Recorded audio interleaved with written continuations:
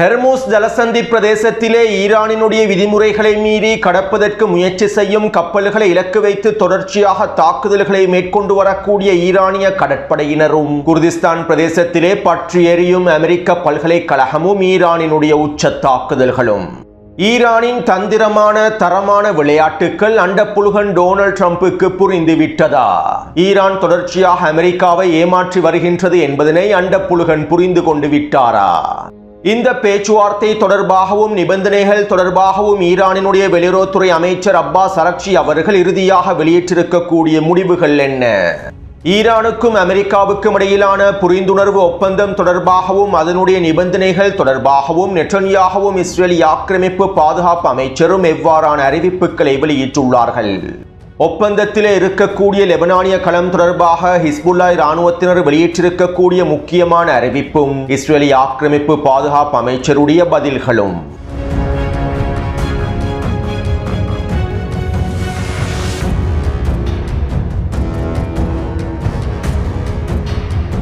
அண்டப்புழுகன் Donald ட்ரம்பை மேலும் பைத்தியமாக்கும் ஈரானினுடைய தரமான விளையாட்டுகள் தொடர்பாக நேற்றிரவு வெளியிட்ட காணொலியில் தெளிவாக குறிப்பிட்டிருந்தேன். ஈரானுக்கு எதிரான உச்ச தாக்குதல்களை மேற்கொள்ளப் போவதாக கூறி காக்தீவை கைப்பற்றப் போவதாக கூறி டொனால்ட் ட்ரம்ப் வெளியிட்ட அறிவிப்புகளுக்கு பின்பு ஈரானிய தலைமைகள் மத்தியஸ்தர்களை பயன்படுத்தி தரமான காய் நகர்த்தல்களை மேற்கொண்டிருந்தார்கள். பேச்சுவார்த்தைகள் ஆரம்பிக்கப்பட்ட தினத்திலிருந்து ஈரானிய தலைமைகள் வேண்டுமென்றே பேச்சுவார்த்தை காலத்தையும் நேரத்தையும் இழுத்தடிப்பு செய்து வருகின்றனர்.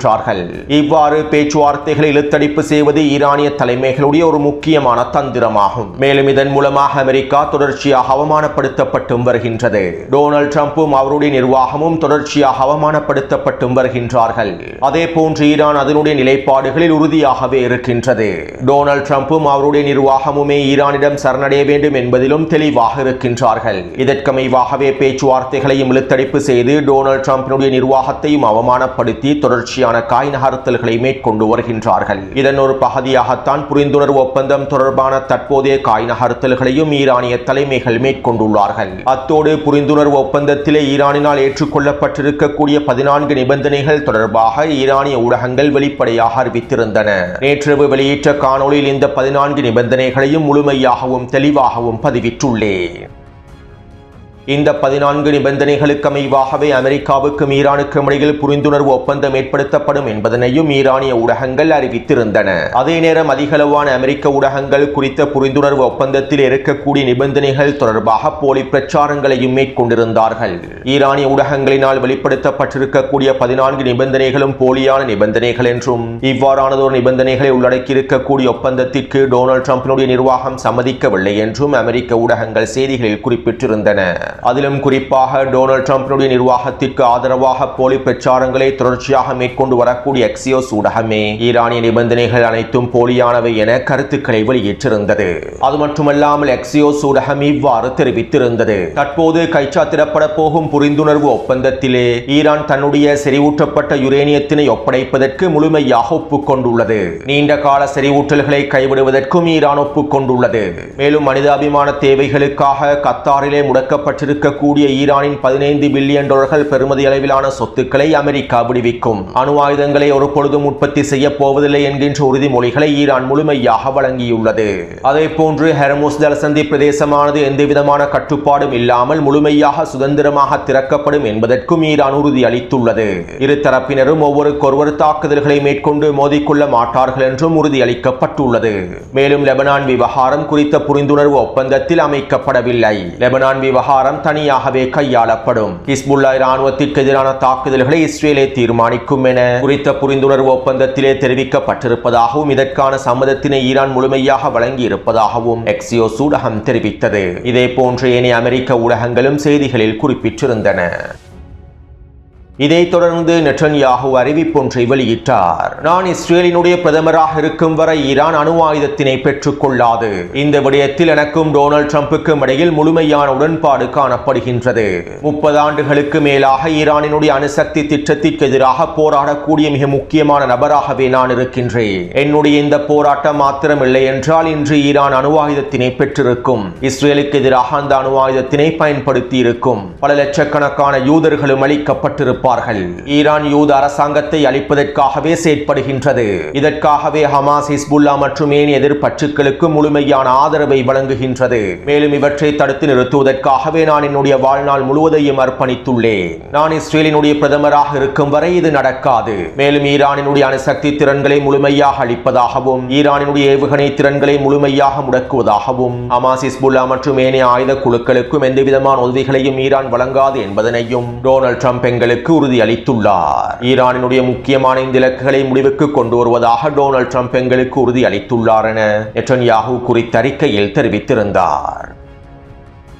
இதைத் தொடர்ந்து அமெரிக்க ஊடகங்களும் சர்வதேச ஊடகங்களும் ஈரானிய ஊடகங்கள் மூலமாக முன்வைக்கப்பட்டிருக்கக்கூடிய ஈரானின் 14 நிபந்தனைகள் தொடர்பாக டொனால்ட் ட்ரம்பிடம் கேள்விகளை எழுப்பினார்கள். நீங்கள் ஈரானோடு ஒப்பந்தத்தை முடிப்பதாக கூறுகின்றீர்கள், ஒப்பந்தம் விரைவாக எட்டப்படும் என்று கூறுகின்றீர்கள். மேலும் ஈரான் 14 நிபந்தனைகளையும் தெளிவாக முன்வைத்துள்ளது. இந்த நிபந்தனைகளுக்கு அமைவாகவா இந்த ஒப்பந்தம் நடைமுறைப்படுத்தப்பட போகின்றது? ஈரானினுடைய சொத்துக்களை விடுவித்து பல பில்லியன் டாலர்களை நீங்கள் ஈரானுக்கு வழங்கப் போகின்றீர்களா? இந்த நிபந்தனைகள் அமெரிக்காவுக்கும் இஸ்ரேலுக்கும் தாக்கத்தினை ஏற்படுத்தாதா என அதிகளவான ஊடகவியலாளர்கள் டொனால்ட் ட்ரம்பிடம் கேள்விகளை எழுப்பியிருந்தார்கள். சமூக ஊடக வலைத்தளங்கள் வாயிலாகவே இவ்வாறான கேள்விகள் எழுப்பப்பட்டிருந்தன. இதைத் தொடர்ந்து டொனால்ட் ட்ரம்ப் ட்ரூத் சோஷியல் தளம் வழியாக இவ்வாறு தெரிவித்தார். ஈரான் போலி செய்திகளை வெளியிடக்கூடிய ஊடகங்களுக்கு கசிய விட்டிருக்கக்கூடிய நிபந்தனைகளுக்கும் எழுத்துப்பூர்வமாக உத்தியோகபூர்வமாக ஒப்புக்கொள்ளப்பட்டிருக்கக்கூடிய நிபந்தனைகளுக்கும் எந்தவிதமான சம்பந்தமும் இல்லை. ஈரானின் 14 நிபந்தனைகள் தொடர்பாக வெளியாக இருக்கக்கூடிய பிரச்சாரங்கள் அனைத்தும் போலியானவை. எங்களுடைய எழுத்துப்பூர்வமாக உத்தியோகபூர்வமாக அங்கீகரிக்கப்பட்டிருக்கக்கூடிய ஒப்பந்தத்தில் இந்த நிபந்தனைகள் எதுவுமே இல்லை. அவர்கள் கூறியிருக்கக்கூடிய விடயங்கள் உண்மைக்கு புறம்பானவை. உண்மையில் இவர்கள் செய்யக்கூடிய வேலையானது நேர்மையற்ற செயலாகும். இவர்களோடு நல்லெண்ணத்துடன் பழகுவது என்கின்ற பேச்சுக்கே இனி இடமில்லை. அதே போன்று ஹெர்முஸ் ஜலசந்தி பிரதேசத்திலிருந்து வெளியேறக்கூடிய கப்பல்களை இலக்கு வைத்து ஈரான் தொடர்ச்சியாக ட்ரோன் தாக்குதல்களை மேற்கொள்கின்றது. இந்த தாக்குதல்களை எங்களால் ஏற்றுக்கொள்ள முடியாது. தற்போது ஈரானியர்கள் அவர்களை திருத்திக் கொள்ள வேண்டும். அதுவும் விரைவாக திருத்திக் கொள்ள வேண்டும். இல்லாவிட்டால் நிலைமைகள் சிக்கலாகிவிடும் என டொனால்ட் ட்ரம்ப் ட்ரூத் சோஷியல் தளம் வழியாக கருத்துக்களை பதிவிட்டிருந்தார். அதாவது அண்டப்புழுகன் டொனால்ட் ட்ரம்போடு ஈரான் எவ்வாறு விளையாடுகின்றது என்பதனை அண்டப்புழுகன் டொனால்ட் ட்ரம்போடு இந்த கருத்துக்களில் இருந்து எங்களுக்கு தெளிவாக புரிந்து கொள்ள முடியும். மேலும் ஈரான் தன்னை வைத்து விளையாடுகின்றது என்பதனை தற்போது தான் அண்டப்புழுகன் ஓரளவாவது புரிந்து கொண்டுள்ளார். இருப்பினும் இந்த பைத்தியத்திற்கு இன்னும் முழுமையாக தெளிவடையவில்லை. அதாவது டொனால்ட் ட்ரம்பினுடைய இந்த கருத்துக்களுக்கு பின்பு ஈரானினுடைய வெளியுறவுத்துறை அமைச்சர் அப்பாஸ் அரக்சி அவர்கள் எக்ஸ் தளத்தில் இவ்வாறு தெரிவித்தார். தற்போதைய புரிந்துணர்வு ஒப்பந்தம் முன்பு எப்போதும் இல்லாத அளவுக்கு நெருக்கமாக இருக்கின்றது. மேலும் இந்த புரிந்துணர்வு ஒப்பந்தம் முழுமையாக இறுதி செய்யப்படும் வரை ஊடகங்கள் வாயிலாக வெளிப்படுத்தக்கூடிய கருத்துக்களை ஊகங்களையும் நம்ப வேண்டாம். எங்களுடைய பொறுப்பான வேலை திட்டங்களுக்கு அமைவாக அனைத்தையும் நாங்கள் முழுமையாகவும் தெளிவாகவும் எடுத்துரைப்போம் என ஈரானினுடைய வெளியுறவுத்துறை அமைச்சர் அப்பாஸ் அரக்சி அவர்கள் தெரிவித்தார். ஈரானினுடைய நிபந்தனைகள் தொடர்பாக அமெரிக்க ஊடகங்களும் சர்வதேச ஊடகங்களும் போலி பிரச்சாரங்களை மேற்கொண்டு வந்தன. இவ்வாறு அமெரிக்க ஊடகங்களினால் மேற்கொள்ளப்பட்ட பிரச்சாரங்களுக்கு பதில் வழங்கும் முகமாகவே ஈரானினுடைய வெளியுறவுத்துறை அமைச்சர் அப்பாஸ் அரக்சி அவர்கள் எக்ஸ் தளத்தில் இவ்வாறு குறிப்பிட்டிருந்தார். இருப்பினும் இவை தொடர்பான தெளிவில்லாத அண்டப்புழுகன் அப்பாஸ் அரக்சி அவர்களுடைய எக்ஸ் தள கருத்துக்களை ட்ரூத் சோஷியல் தளத்தின் வழியாக பகிர்ந்து கொண்டிருந்தார். ஈரானினுடைய வெளியுறவுத்துறை அமைச்சர் அப்பாஸ் அரக்சி அவர்கள் ஈரானிய ஊடகங்கள் மூலமாக வெளியிடப்பட்ட 14 நிபந்தனைகளுக்கு எதிராகத்தான் கருத்துக்களை வெளியிட்டுள்ளார் என்று நினைத்து அண்டப்புழுகன் இவ்வாறு ட்ரூத் சோஷியல் தளத்தில் ஈரானிய வெளியுறவுத்துறை அமைச்சருடைய கருத்துக்களையும் பகிர்ந்து கொண்டுள்ளார். ஆனால் உண்மையில் அமெரிக்க ஊடகங்களினால் வெளியிடப்பட்ட போலியான பிரச்சாரங்களுக்கு எதிராகவே அப்பாஸ் அரக்சி அவர்கள் இந்த கருத்துக்களை வெளியிட்டிருந்தார். அதாவது பைத்தியம் இன்னும் முழுமையாக தெளிவடையவில்லை என்பதனை எங்களுக்கு தெளிவாக புரிந்து கொள்ள முடியும். இதைத் தொடர்ந்து கோபமடைந்த அமெரிக்க துணை ஜனாதிபதி ஜேடி வான்ஸ் அவசரமாக எக்ஸ் தளத்தில் இவ்வாறு பதிவிட்டார். ஈரான் ஹெர்முஸ் ஜலசந்தி பிரதேசத்தினை முழுமையாக திறப்பது தொடர்பாகவும் அதனுடைய அணு ஆயுத உற்பத்தி திட்டங்களை முழுமையாக முடிவுக்கு கொண்டு வருவது தொடர்பாகவும் நான் பல போலி செய்திகளை காண்கின்றேன். ஈரானினுடைய சொத்துக்கள் விடுவிக்கப்பட போவதாகவும் போலி செய்திகள் உலா வருகின்றன. முதலில் அனைவரும் ஒரு விடயத்தினை தெளிவாக புரிந்து கொள்ள வேண்டும். ஈரானியர்களுக்கு எந்தவிதமான பணமும் வழங்கப்பட போவதில்லை. ஈரான் இஸ்லாமிய குடியரசு ஒப்பந்தத்தில் இருக்கக்கூடிய நிபந்தனை முழுமையாக நிறைவேற்றினால் அவர்கள் பொருளாதார ரீதியாக இலாபங்களை அடைந்து கொள்வார்கள். இதற்கமைவாகத்தான் குறித்த ஒப்பந்தமானது கட்டமைக்கப்பட்டுள்ளது. மேலும் இந்த ஒப்பந்தம் நடைமுறைப்படுத்தப்பட்டால் பிராந்தியத்தில் நீடித்த அமைதி ஏற்படுத்தப்பட்டு புதிய பொருளாதார வர்த்தக நடவடிக்கைகள் மேற்கொள்ளப்படும். மேலும் தற்போதைய நிலைமையில் ஜனாதிபதி டொனால்ட் ட்ரம்ப் ஒரு சிறந்த முடிவை எங்களுக்கு வழங்குவார் என அமெரிக்க துணை ஜனாதிபதி ஜேடி வான்ஸ் கருத்துக்களை வெளியிட்டார். இப்படியான நிலைமையில் பாகிஸ்தானினுடைய பிரதமரும் எக்ஸ் தளத்தில் இவ்வாறு பதிவிட்டார். அனைத்து விதமான விமர்சனங்களையும் நாங்கள் ஒதுக்கி வைத்துவிட்டு பார்க்கையில் தற்போதைய ஒப்பந்தமானது இறுதி கட்டத்தினை அடைந்து விட்டது என்றே கூறலாம். மேலும் இந்த ஒப்பந்தத்தினுடைய அடுத்த கட்ட நடவடிக்கைகளை இறுதி செய்வதற்காக பாகிஸ்தான் மும்முரமாக செயற்பட்டு வருகின்றது என பாகிஸ்தானினுடைய அடிமை பிரதமர் கருத்துக்களை வெளியிட்டிருந்தார். மேலும் இந்த பேச்சுவார்த்தைகளை இறுதி செய்யும் நோக்கத்தோடு பாகிஸ்தானினுடைய வெளியுறவுத்துறை அமைச்சர் நாளை தினம் அவசரமாக ஜெனீவாவுக்கு விஜயம் செய்ய போவதாகவும் பாகிஸ்தானிய ஊடகங்கள் செய்திகளில் குறிப்பிட்டிருந்தன.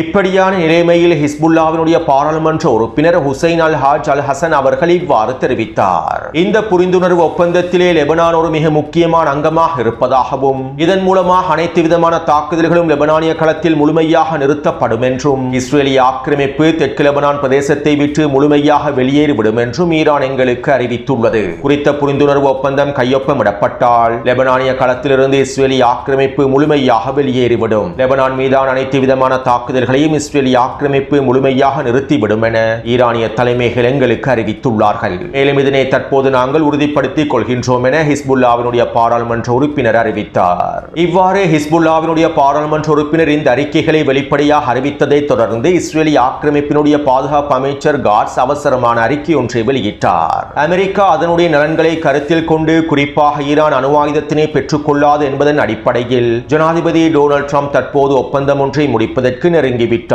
மேலும் ஈரானினுடைய ஏவுகணை உற்பத்திகளையும் எதிர்ப்பற்றுகளுக்கான முழுமையான ஆதரவையும் முடிவுக்கு கொண்டு வருவதாகவும் அவர் எங்களுக்கு உறுதியளித்துள்ளார். மேலும் கடந்த காலங்களில் நாங்கள் ஒன்றிணைந்து ஈரானினுடைய திறன்களை பல ஆண்டுகளுக்கு பின்னோக்கி நகர்த்தியுள்ளோம். ஈரானினுடைய பல முக்கியமான திறன்களை தரைமட்டமாக்கியுள்ளோம். எதிர்காலத்திலும் ஈரானினுடைய அணு ஆயுத திறன்களை முடக்குவதற்கு, ஈரான் அணு ஆயுதங்களை பெறாமல் இருப்பதற்கு, ஈரானினுடைய ஏவுகணை திறன்களை முடக்குவதற்கு இஸ்ரேல் தன்னிச்சையாக சுயமாக செயற்படும். இஸ்ரேலினுடைய எதிர்காலத்திற்கு அச்சுறுத்தலாக இருக்கக்கூடிய எந்த ஒரு விடயத்தையும் இஸ்ரேல் தனியாகவே எதிர்கொள்வதற்கு தயாராக இருக்கின்றது.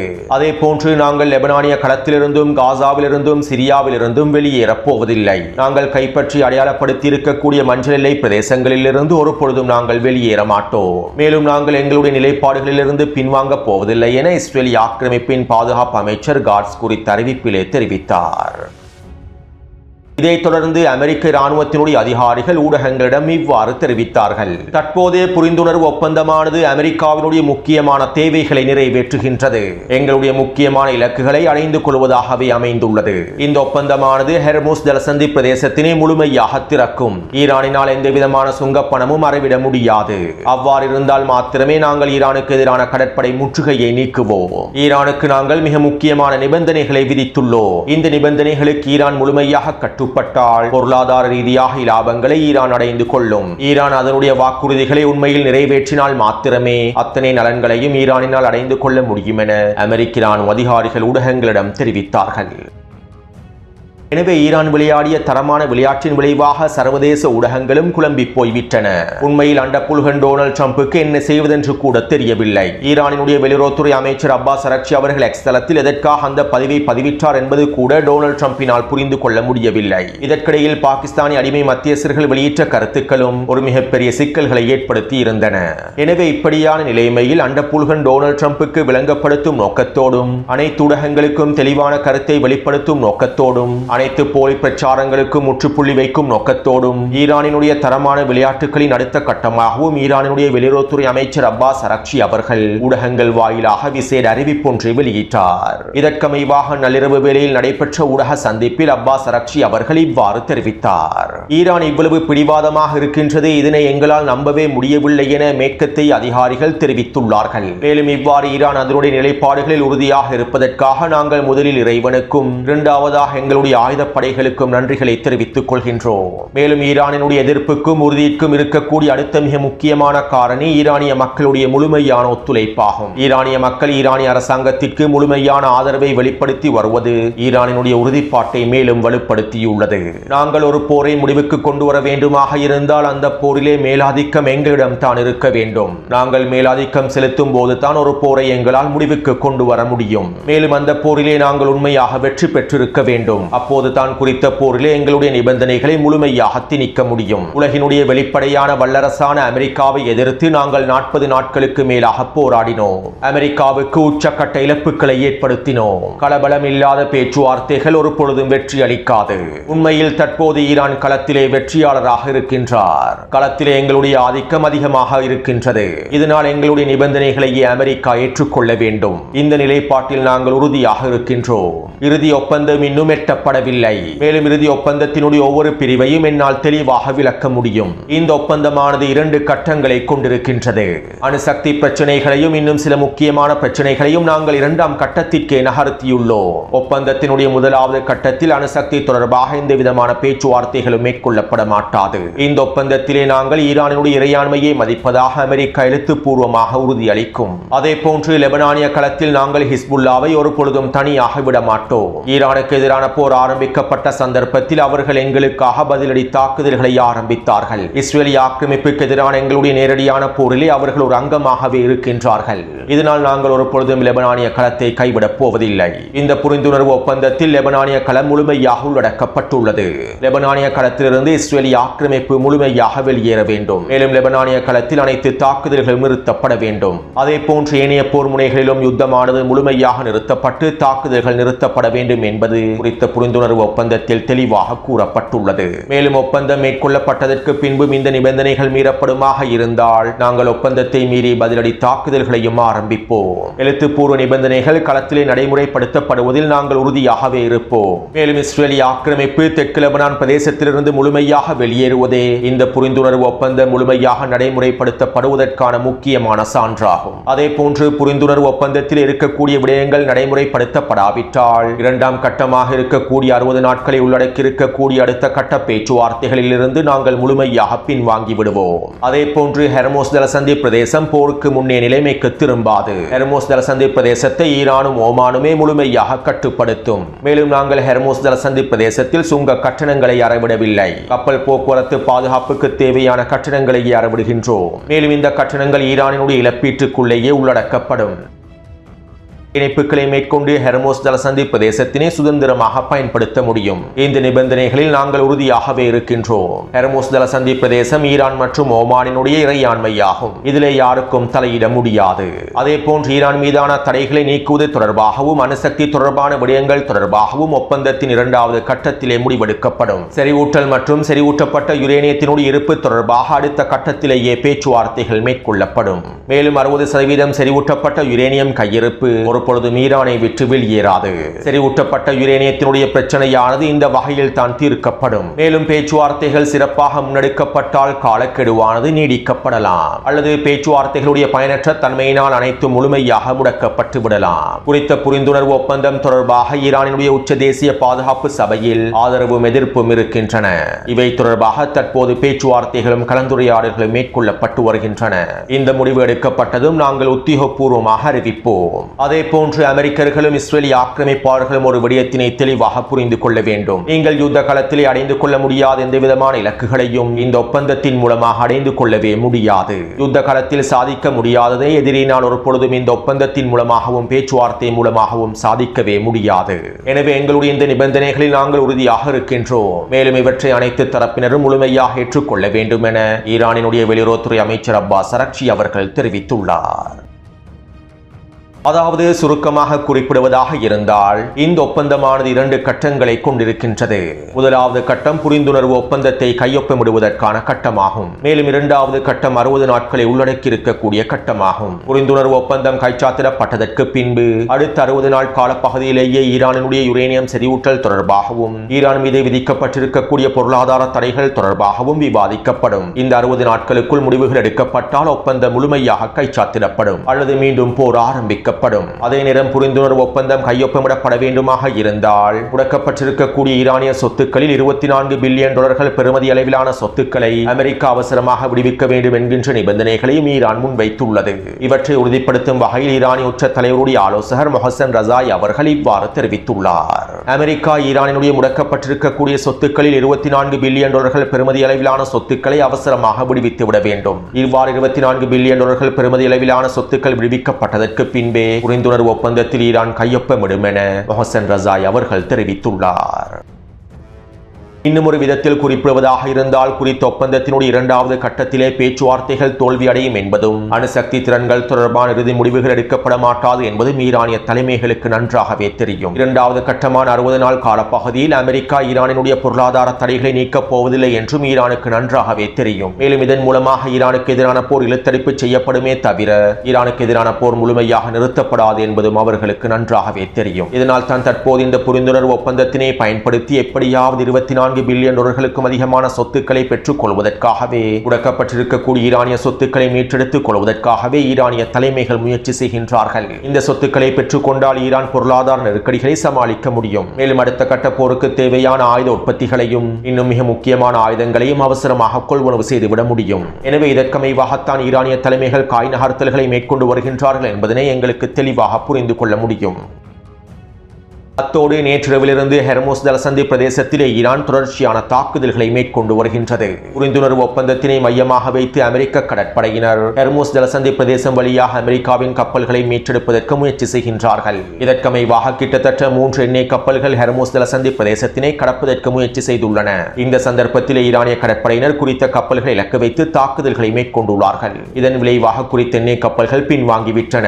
மேலும் அறிவித்தல் வரும் வரை ஹெர்முஸ் ஜலசந்தி பிரதேசத்தை எந்த ஒரு கப்பல்கள் கடக்க முடியாது என்பதனையும் ஈரானிய தலைமைகள் தொடர்ச்சியாக அறிவித்து வருகின்றார்கள். அது மட்டுமல்லாமல் நேற்றிரவு குர்திஸ்தான் பிரதேசத்தை இலக்கு வைத்து உச்ச தாக்குதல்களையும் மேற்கொண்டிருந்தார்கள். சுலைமானியா பிரதேசத்திலே அமெரிக்காவுடைய மிக முக்கியமான பல்கலைக்கழகம் தீக்கிரையாக்கப்பட்டுள்ளது. குறித்த பல்கலைக்கழகத்தில் ஏற்பட்ட விபத்தின் காரணமாகத்தான் இந்த சம்பவம் நடைபெற்றிருப்பதாக ஆரம்ப கட்ட தகவல்கள் தெரிவிக்கின்றன. இருப்பினும் ஈரானிய ட்ரோன் தாக்குதல்களின் விளைவாகவே இந்த நிகழ்வு ஏற்பட்டிருக்கலாம் என்றும் தெரிவிக்கப்படுகின்றது. இவை தொடர்பான காணொலிகளை டெலிகிராம் சேனலில் பதிவிட்டுள்ளேன். எனவே இந்த காணொலி தொடர்பான கருத்துக்களை பதிவிடுங்கள். அடுத்த காணொலியை விரைவாக பதிவிடுகின்றேன். தொடர்ந்தும் என்னுடன் இணைந்திருங்கள். நன்றி, வணக்கம்.